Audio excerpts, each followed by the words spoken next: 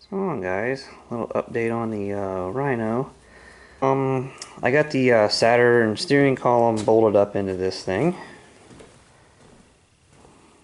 and you can see here, just drilled holes, bolted it up, and I got the U-joint things in here, and how my plan to hold this rack and pinion in here is I'm going to run U-bolts around it. I do need to grind a little bit more off of it to get it, to try to center it up more. I'm not going to be able to have that rack completely centered.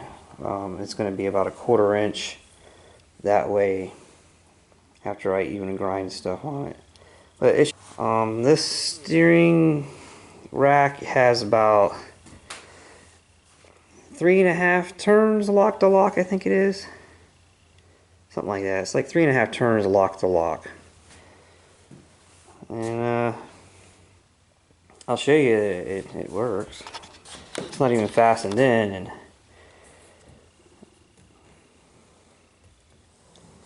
works great. Alright, so I started looking around at my stuff I got stashed everywhere, and these are the old arms that came off of Pinky. And they're still good, usable condition. I do need to remove this. I'll have to take the whole hub off to get this spacer off, so I can just put, not have a spacer on there.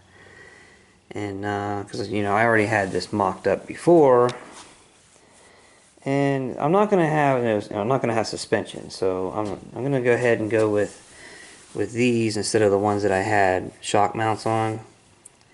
And I'm just gonna run probably a piece of tubing from here, and then I'll weld it to the top of this, and then that'll be my support for the front end. I do not have a hub for this side, so I'll have to buy one of those. The whole idea of this, like, I was going to put a 300EX engine in here before, and I don't want to cannibalize or destroy another machine to build a machine. It's just kind of, like I was going to use this bike right here, to fix, for the engine and stuff, and some of the things it has. But it's a good running bike, and I kind of just want to leave it that way. And then I got, the two 300EXs I'm building, and I have extra parts, like hubs and things for those, but once again, I mean, they're not complete, but I don't want to, steal stuff from them to build this. So, I'll have to order one of those. But I'm going to just slide the bolts in on these and see what we got as far as the rack and pinion. And I got to get U-bolts and bolt that rack and pinion in before I can really make anything. As far as the height of the machine, I really don't want to set that in stone yet until I get the back done, because I want the machine, to be, at least a little bit higher in the back or level or something. I don't want it sagging in the back and then have to rework the front end. The front end's pretty much adjustable. I can make it whatever I want, but I don't want to, once I get the back end done, then I can make these basically like shock sticks or whatever. It'll just be a piece of tubing instead of a shock. Alright, so all day here I've been playing around with mocking this thing up. And one thing I can tell you is I got to figuring out that I gotta start with the front end of this because of the limitations of the steering system. So after I got to working on the steering, figuring out what I got here, I went to the back, and I'll show you guys what I came up with. This right here, if you turn the steering too much, it comes out and runs into this. Same way with the other side. So I kind of got to looking to see what I got for steering with the limitations that I have here. And one thing is I'm going to have to make some kind of lock system so that this thing can only turn a half a turn one way from center and a half a turn the other way from center. And right now it is a half a turn, it's from center turn down. And this is how much steering I have. This is what I have with a half a turn. And it's pretty quick steering, and I'll show you a reason why here in a sec. And you see here, that's about what that quad is turned all the way. So I think that's enough steering to be able to get, with a half a turn and a half a turn. The reason why it's so quick is that from the center here to the center of where that tie rod will hook up to is about 3 inches. And if you go out to the car that this rack came out of, it's almost 6. So that tie rod hooks up clear out here. And that would give me, that gives you more ratio. So, given that this is an off-road machine, you kind of want it to be quick. I don't know, a half a turn from center to, down, be one full turn lock to lock. It's pretty quick steering. The only other option I have to make it so it's not so quick is that if I had to move this rack clear in back behind here and weld on tabs and extend those brackets that the ball joint would hook to, but then it would actually, I bet, would be too much. You would have the whole 3.5 turns from lock to lock. You'd have that, then it would be too much steering to be able to do maneuvering around with it. So I'm just going to leave it the way it is. I looked up on the internet the details of regulating the steering because it needs a computer signal, and it's actually a computer signal. It's like a pulse modulation, best I can tell from all the videos. And the guy in Portugal that sells a kit for these has everybody by the balls because he's the only person that makes the kit for this. So you can't just stick a resistor on or anything like that to get some kind of regulation out of this. The transmission. I'm probably gonna leave the 300EX frame that's in here in. I'll just have to cut these risers off. The engine will mount in front of it. The engine will be below the seat grade, so it won't have any limits on how wide my seats are. It goes in here, it'll fit underneath here.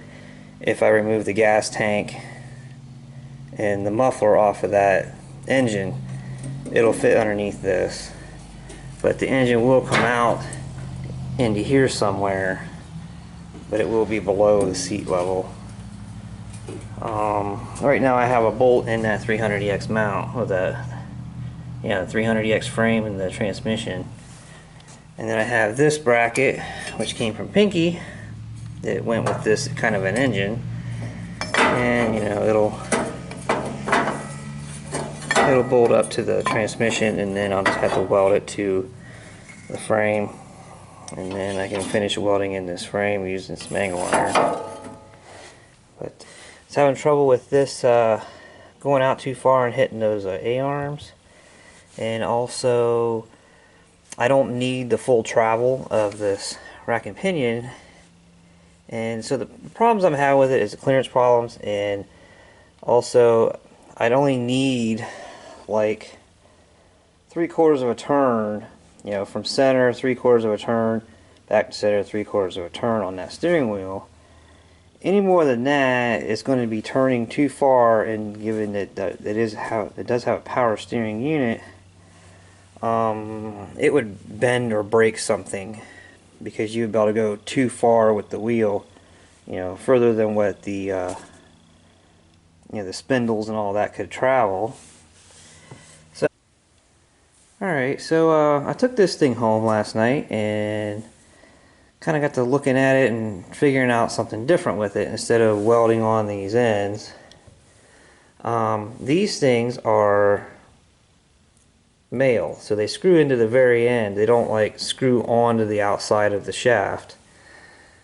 And pretty much I figured out like what I needed for travel out of this, and I needed a stopping point.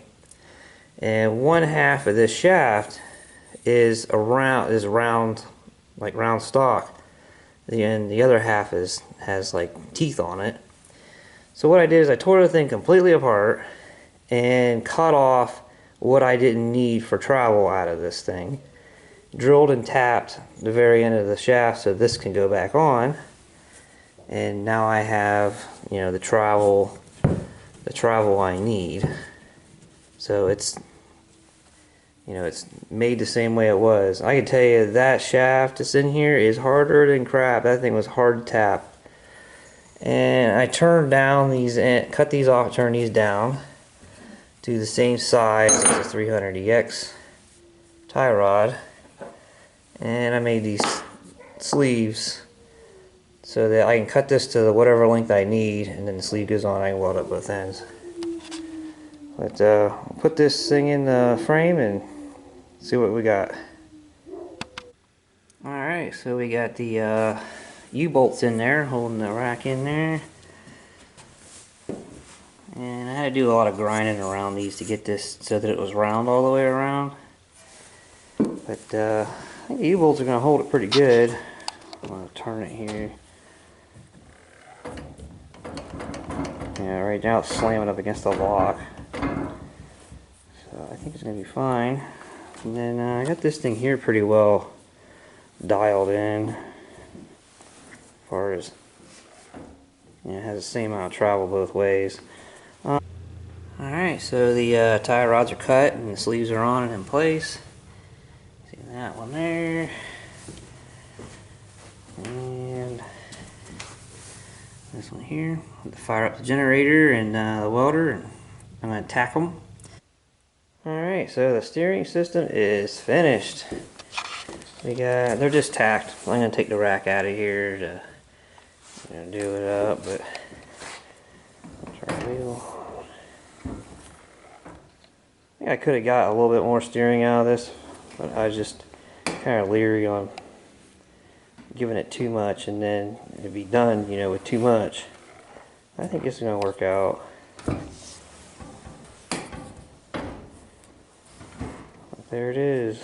Steering finished. Steering is finished.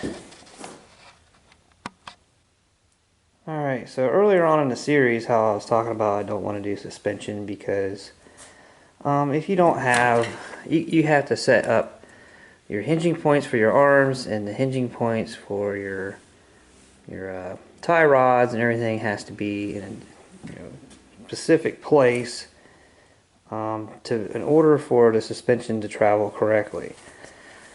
And you know, this is the reason I'm going to show you here, the reason why I don't want to do suspension, because, well, I'm using stuff out of a junk car, things like that, just to make this project work, and suspension was just out of the question, and I'll show you why. Right now I have this on boards, and the same height of boards in the back. Basically, I'm trying to figure out ride height and axle position in the back, things like that. So I'll jack this up, just to, you know, show, like, say you was hitting a bump.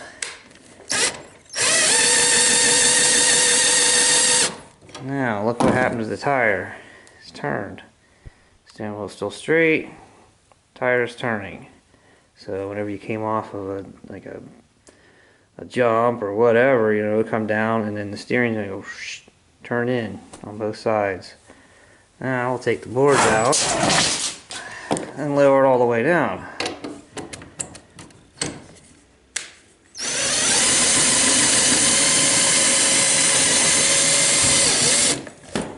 Now it's turning the other way. So this is a perfect example of how this can be all wrong. You know, given that I'm going to weld a rod to here, up to here, and the suspension will be in a fixed position, it'll always steer correct. But, you know, it's going to be kind of a rough ride. But you know, it would take, yeah, I'd have to buy $100 and some rack and pinion, and probably one that's fitted for the unit. This is a Rhino frame. Would probably come out here somewhere where I needed to be for this to be correct.